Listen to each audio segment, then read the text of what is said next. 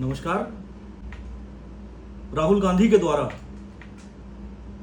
जो चुनाव आयोग पर वोट चोरी शोर मचाकर भारतीय लोकतंत्र को नीचा दिखाने एवं बदनाम करने की जो कुत्सित मानसिकता दर्शाई जा रही है,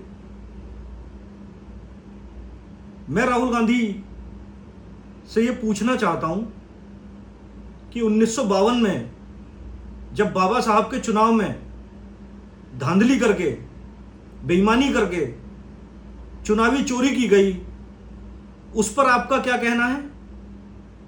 क्योंकि तब तो आपकी वही व्यवस्था थी चुनाव की, जब चुनाव पर्चियों से होते थे, मतपत्रों के द्वारा किए जाते थे। आज आपको ईवीएम मशीनों में धांधली नजर आती है, जिसका प्रमाण पिछले 11 साल में आप नहीं दे पाए हैं। चुनाव आयोग पर आप आरोप लगाते हैं, आरोप लगाकर भाग जाते हैं। 1957 का रेवा वैली केस, जहां रेवा वैली केस में स्वर्गीय प्रधानमंत्री इंदिरा गांधी जी ने चुनाव हारने के बाद जिस तरह की मानसिकता का परिचय दिया, 6 साल तक उनके चुनाव लड़ने पर रोक लगाई गई माननीय उच्च न्यायालय के द्वारा, और उसके बाद उन्होंने क्या किया? इस देश को इमरजेंसी दी। 1957 में कांग्रेस के समर्थकों द्वारा बेगूसराय में जिस व्यवस्था को तहस नहस किया गया एवं बूथ कैप्चरिंग हुई, क्या राहुल गांधी उसी व्यवस्था को लागू करना चाहते हैं? क्या वो चाहते हैं कि इसी तरह की बूथ कैप्चरिंग कराई जाए? 1967 जम्मू कश्मीर, जब विपक्ष के सारे नामांकन तत्कालीन चुनाव आयोग के द्वारा और प्रधानमंत्री के दबाव में रद्द कर दिए गए और आपको 61 सीटें प्राप्त हुई। सन 1987 में जम्मू कश्मीर की तत्कालीन सरकारें, जो कांग्रेस और नेशनल कॉन्फ्रेंस के द्वारा चलाई जा रही थी, उनके द्वारा जो चुनावी चोरी की गई, उसी चोरी के बाद घाटी में असंतोष की भावना पैदा हुई और आतंकवाद पनपा, जिसका दंश हम सभी ने कश्मीरी पंडितों के विस्थापन के तौर पर देखा, जिसका दंश आज भी कश्मीरी पंडित झेल रहे हैं।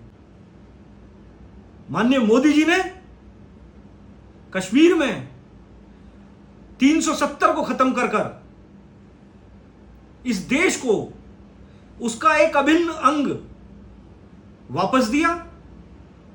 तो ये देश 2014 से पहले तक कांग्रेस की चुनावी चोरी, बेईमानी, लोकतांत्रिक हत्या आदि में जिम्मेदार कांग्रेस की किसी बात पे यकीन करने को तैयार नहीं है। तो आप आज वोट चोर किसके लिए कह रहे हैं? आप कौन है वोट चोर? आपका इतिहास 1952 से लेके 2014 तक, जिसमें अगर हम अटल जी के काल को छोड़ दें,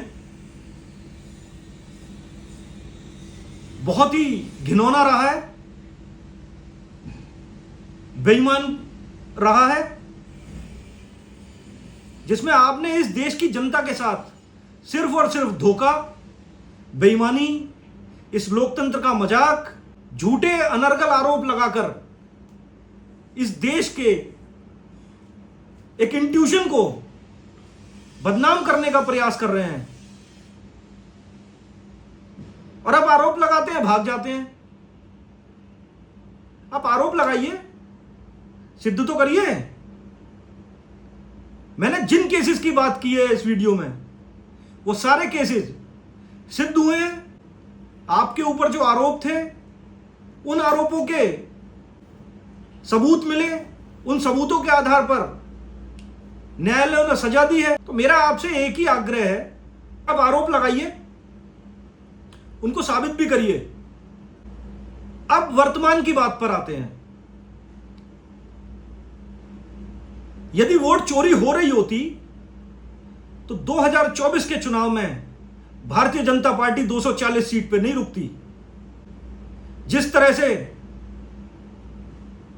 कांग्रेस 404 के पार चली गई थी, निश्चित तौर पे वो 405 सीट भारतीय जनता पार्टी की आती। तो मैं इस देश की जनता से इस विषय पर उनका ध्यान आकृष्ट करना चाहूंगा कि कम से कम आप अपनी राय इस विषय पर दीजिए। यह प्रोपेगेंडा जो चल रहा है इस देश के लोकतंत्र को खत्म करने का, इस पर हमें ध्यान देने की जरूरत है। जिस देश का प्रधानमंत्री आज अमेरिका से लोहा ले रहा है, उस देश के प्रधानमंत्री पर अगर इस तरह के आरोप, लोकतंत्र पर इस तरह के आरोप लगाए जाएंगे तो वो हमारे लोकतंत्र के खिलाफ होगा। ऐसे लोकतंत्र के अपराधियों को आप ही लोगों को सजा सुनानी है। आपका बहुत बहुत धन्यवाद। जय हिंद, जय भारत।